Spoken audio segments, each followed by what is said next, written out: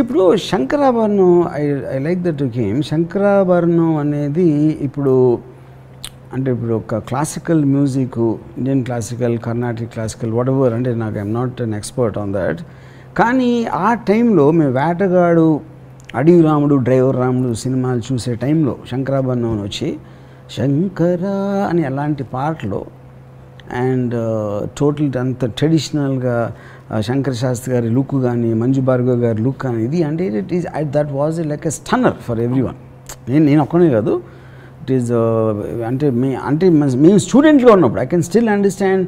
కొంచెం middle class family audience చూసారంటే students మేము అందరం ఎగబడి చూసాం ఆ సినిమా. And that is a classic example of tradition. ఆచారానికి మరో పేరు అంటే Shankarabharanam. Everything in that you know. So దాంట్లో ఇప్పుడు ఏంటి, ఒకటి మాకు నచ్చే వెస్టర్న్ మ్యూజిక్ని అగెయిన్స్ట్గా ఉన్న సినిమా. మనది ఏమాత్రం తక్కువ లేదు, మన సంగీతం కూడా దానికన్నా ఎక్కువే కానీ తక్కువ కాదు అని చెప్పడానికి ఎవరికి చెప్తున్నారు? వెస్టర్న్ మ్యూజిక్ ఇష్టపడే వాళ్ళు చెప్తున్నారు. అసలు మన మ్యూజిక్ మర్చిపోయి కంప్లీట్గా వెస్టర్న్కి షిఫ్ట్ అయిన వాళ్ళ ఆడియన్స్గా పెట్టుకుని వీళ్ళు రివర్స్ లాజిక్లో దే మేనేజ్ టు ప్రూవ్. కానీ maybe it didn't sustain. Maybe Vishwanath garu తీసినప్పుడు సప్తపది లాంటి ఒక 5-6 సినిమాలు వచ్చి మళ్ళీ స్లోగా వెనక్కి వెళ్ళిపోయింది. ఆఫ్టర్ దట్ రీసెంట్ టైమ్స్లో at least I don't remember hearing anything like that you know.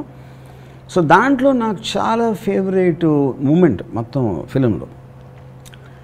ఇప్పుడు ఫిలిం కాంటెక్స్లో ఒక ఎంతో వెలుగులో ఉన్న ఒక వ్యక్తి ఏదో కారణాల వలన ఈ వెస్టర్న్ మ్యూజిక్ ఇన్ఫ్లుయెన్స్ కిందకు వచ్చి మళ్ళీ ఆ వెలుగులోకి తీసుకురావడానికి ఒక శిష్యురాలు దాన్ని ట్రై చేసినప్పుడు దానికి ఉన్న ఒక కృతజ్ఞతతో అది చేసినందుకు ఆ వ్యక్తికి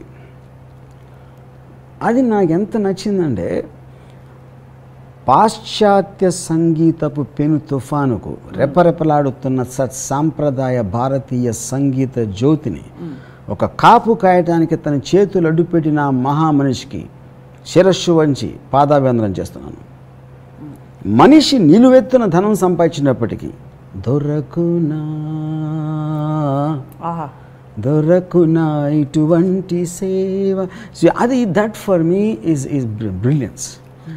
నాకు ఇంకోటి ఫైనల్గా శంకర్ శాస్త్రి గారికి తెలుస్తుంది మంజు భార్గవ్ గారు చేశారు ఇదంతా, ఎవరు చేశారని తెలిసినప్పుడు జస్ట్ ఒక ఎక్నాలెడ్జ్మెంట్. అంటే అంతగానో సటిల్ రియాక్షన్ ఇవ్వలేదు. I think that is the Vishwanath garu ఎన్నో సినిమాలు తీశారు, but that is one of the greatest influencers of my career as a film maker. అప్పుడేంటి, ట్రెడిషన్ నుంచి కూడా నేర్చుకున్నట్టే కదా. నేను ఆచారాలు నమ్ముతానా పాటిస్తానా పక్కన పెట్టి అంత ఖచ్చితంగా పాటించిన విశ్వనాథ్ గారి శంకరాభరణం నుంచి కూడా నేను చాలా నేర్చుకున్నాను. కానీ ఇట్స్ అంటే ఒక విజువల్ వస్తే మీరు విచారాలు, ఆయన ఆచారాలు, మీరు ఆలోచనలు, ఆయన ఆచారాలు, మీరు కలిస్తే ఏం మాట్లాడుకుంటారా అని అనిపిస్తుంటుంది. అంటే కానీ ఇంకోటి ఏంటంటే ఆలోచన కూడా ఆచారాల నుంచే కమ్యూనికేట్ అవుతుంది. క్యారీయింగ్ ఫార్వర్డ్ ఒక జనరేషన్ ఆలోచించిన ఆలోచనలు ఆచారాలుగా మారి ఆచారం నెక్స్ట్ జనరేషన్ వచ్చేప్పటికి డైరెక్ట్గా మీకు కాన్షియస్ కాకపోయినా కూడా ఎంతో కొంత కమ్యూనికేట్ చేస్తుంది అర్లీ జనరేషన్స్ థింకింగ్. సో విజువల్గా ఏదో ఒక ఎంటర్టైన్మెంట్ అయితే ఉంది, ఒక పద్ధతి, ఒక తీరు, ఒక యూటిలిటీ అన్నీ ఉన్నాయి ఆచారాలు. సో రామ్ గోపాల్ వర్మ గారు, Oscars the most prestigious award నాటు RRR సినిమాకి రావడం మీరేమైనా స్పందన ఉందా? అంటే ఇప్పుడు నేను ఫస్ట్ ఆఫ్ ఆల్ అవార్డ్స్ని అంటే ఐ థింక్ అవార్డు వచ్చినా రాకపోయినా, అన్ని అవార్డులు వచ్చినా ఏమీ రాకపోయినా ఏం డిఫరెన్స్ పడదు, బికాస్ దానికి ట్రెమెండస్ ఎఫెక్ట్ ఆల్రెడీ చూస్తారు. సో నా ఉద్దేశంలో ఒకవేళ RRRకి అవార్డు రాకపోతే ఆస్కార్ వాళ్ళు దురదృష్టం అది. Yeah, that's what I think, you know. Yeah, but మీరు did you personally enjoy that film? Yeah. What do you think created that magic with that? అసలు ఏమన్నా logical approach? That I don't know. అంటే ఇప్పుడు each పర్సన్కి ఏ విషయంలో ఎందుకు నచ్చుతుంది అనేది, నాకు నచ్చడంలో వేరే రీజన్స్ ఉంటాయి. జనాలందరూ ఒకటి, నేను ఒకటి కాదు, డిఫరెంట్ పీపుల్కి. So not going in to the merits and all that, I think it's an extraordinary thing. And yeah, so అంటే ఈ పాట ఎందుకు ఎలా విశ్లేషణలు ఏమి ఉండవు మీకు ఆబ్వియస్లీ. అంటే నాకు పర్సనల్గా కీర్వాణి పాటలు నాటు కన్నా నచ్చినవి 50 వేరే ఉన్నాయి. ఓ రెండు చెప్పరా ప్లీజ్? అదే క్షణక్షణం possibly.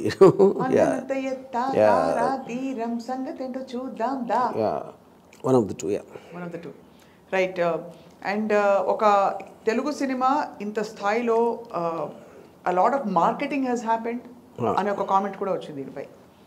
అంటే whether it is appropriate to talk about it no, but ఆ కామెంట్ కూడా వచ్చింది that you have to actively show and showcase your work, only then you'll be recognised అని. Do you believe that?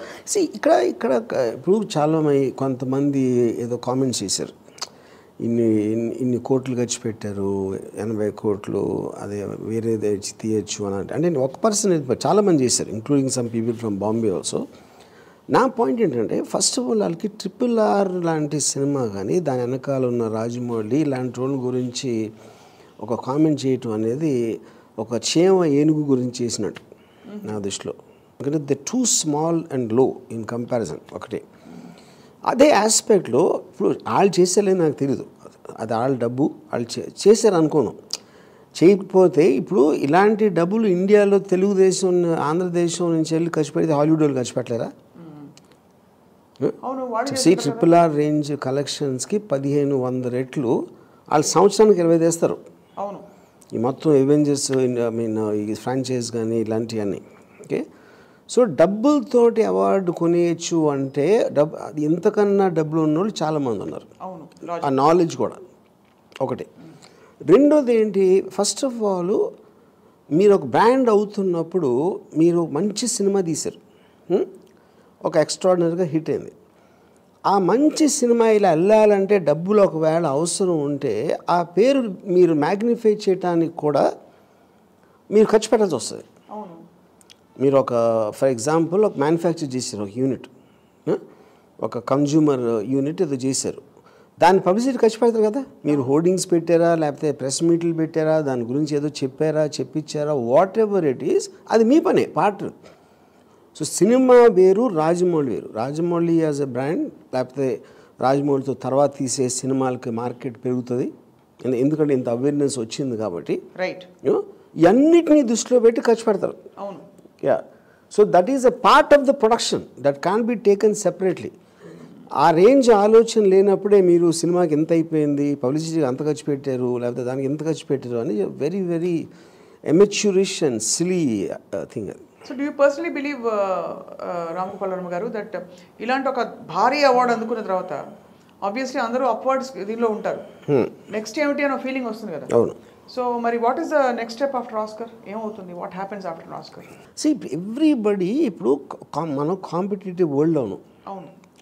So ఇప్పుడు రాజమౌళి బాహుబలి టైంలో ఏదైతే ఒక bench mark సృష్టించాడు, దాని తర్వాత చాలామంది 40 crores 50 crores 100 crores సినిమాలు తీశారు. దాంట్లో కొన్ని ఆడిని కొన్ని ఆడకపోవచ్చు, కానీ బెంచ్ మార్క్ రేజ్ అయిపోయింది. అవును, నిజంగా మనం ఏం చేస్తే ఇంతకు రావచ్చు అనేది ప్రూవ్ అయిపోయింది. అవును. Same thing will happen with Telugu సినిమాలో కూడా ఒక ఆస్కార్ అవార్డు వచ్చేసింది అంటే రేపొద్దున్న యంగ్ డైరెక్టర్స్ కానీ ఇప్పుడున్న డైరెక్టర్స్ దాంట్లో అట్లీస్ట్ వాళ్ళకి రీచబుల్గా ఉంది అన్నప్పుడు వాళ్ళు మోటివేట్ అవుతారు. సో ఇప్పుడు ఏంటి, తెలుగు సినిమా అనేది ఉందని RRR ప్రూవ్ చేశారు. అప్పుడు ఏంటి, అది రాజమౌళి తను వెళ్ళి కూర్చున్నాడా, ఖర్చు పెట్టాడా, ఇవన్నీ పక్కన పెట్టేసి ఫైనల్గా రాజమౌళి ఏమి అచీవ్ చేశాడు, ఇంటర్నేషనల్ మార్కెట్ ఉండటానికి ఛాన్స్ ఉంది. రేపు పొద్దున ఇంకోటి ఎవడో తీస్తే తెలుగు సినిమా ఈ RRR వలన హాలీవుడ్ సీరియస్గా తీసుకుంటుంది. ఫస్ట్ ఆ సినిమా అనేది తీసుకురండి అంటుంది. సో అది ఆ గుర్తింపు అనేది ఇంటర్నేషనల్ లెవెల్లో వచ్చేసింది. సో దానికి రాజమౌళి ఒకవేళ ఖర్చు పెట్టలేదు నాకు తెలియదు, I don't comment on that. ఒకవేళ 80 కోట్లు ఖర్చు పెట్టారంటే 1000 కోట్లు ఖర్చు పెట్టినా తక్కువే అంటున్నాను, because the what he achieved. ఇప్పుడు మీరు ఎప్పుడైనా సరే ప్రొడక్షన్ కాస్ట్ అనేది రికవరీని జస్టిఫై చేస్తుంది. తెలుగు సినిమాకి మ్యాక్సిమం 70 కోట్ల రెవెన్యూ ఉంది థియేటర్ అనుకున్నప్పుడు బాహుబలిని they made with 150 crores. But it came 1000-2000 వచ్చేసింది ఫైనల్గా. Correct. So it justified the means.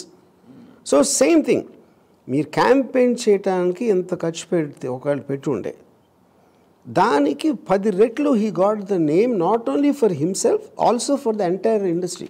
Indian film ఇండస్ట్రీకి, తెలుగు ఫిల్మ్ ఇండస్ట్రీ ఎస్పెషల్గా అంత పేరు తీసుకొచ్చాడు. అది ఆ లాజిక్ ఈ చిన్న బుర్రలకు అర్థం కాదు. సో ఫైనలీ వర్మ గారు, మీరు ఎప్పుడు అవార్డ్స్ కోసం అని కానీ అవార్డ్స్ దిశగా కానీ మీరు ప్రయత్నించి మార్కెట్ చేసుకోలేదు.